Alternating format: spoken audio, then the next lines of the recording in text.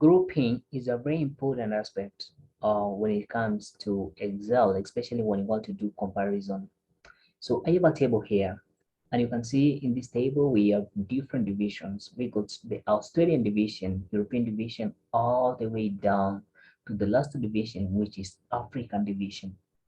So if you want to compare the cells in these different divisions, what you can possibly do is you group the rows or the columns. In the first instance, we are going to group the rows because what we want to see is the totals for every division. So when you group, it gives you the ability to collapse or expand cells. So for us to be able to collapse the Australian division, we're going to highlight all the cells that is for hardware, software, furniture, and accessories. And then go to the data tab and then click group. When you click group, you're going to get this interface that is going to ask you whether you want to group the rows or you want to group the columns. In this case, we want to group the rows. So click the rows and then OK. So when you click OK, you're going to see this collapse button that is going to appear. This you can collapse or you can expand. And then I want us to do the same thing to the European division. So for the European division, we highlight the hardware and the software across all the four quarters. So all that, and then we group rows, the same to the American division, and then we group.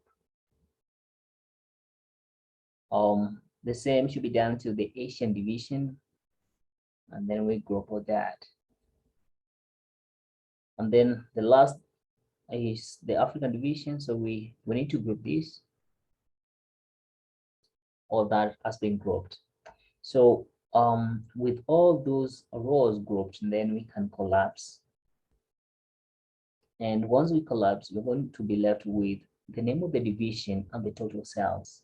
Now it is easier to compare the performance of all these divisions because the cells are now adjacent to each other. Like you can see, the performance of the Australian division in the first quarter was 1,000 US dollars, while the last division, which is the African division, in the first quarter, it had sales, a total sales of $1,800. This is possible through grouping. If you want to ungroup, what you need to do is highlight the same cells that you had collapsed or that you had grouped, and then you click ungroup. You're going to get this interface that is going to ask you if you want to ungroup the rows or the columns. So in this case, we had grouped the columns, the rows. So we click on the rows and then OK. So you're going to see it's going to return back to normal, and we have a normal spreadsheet that has not been grouped. You can still group a table based on the columns. So if you want to group by the columns, so you need first to highlight the columns that you want to group by.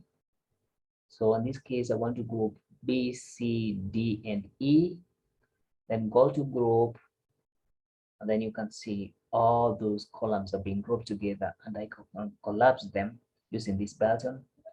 And then once that is collapsed, I can see the performance of hardware, software, furniture, accessories in different divisions.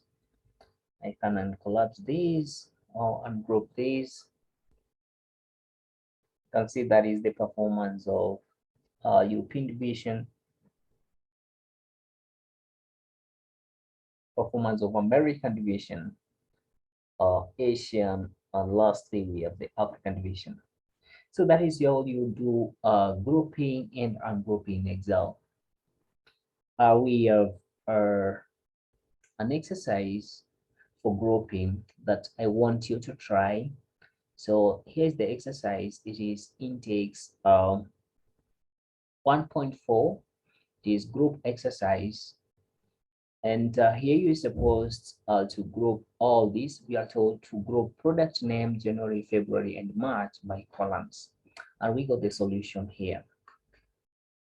So try that at your own free time. And just in case there is a problem, you can let us know through the comment section.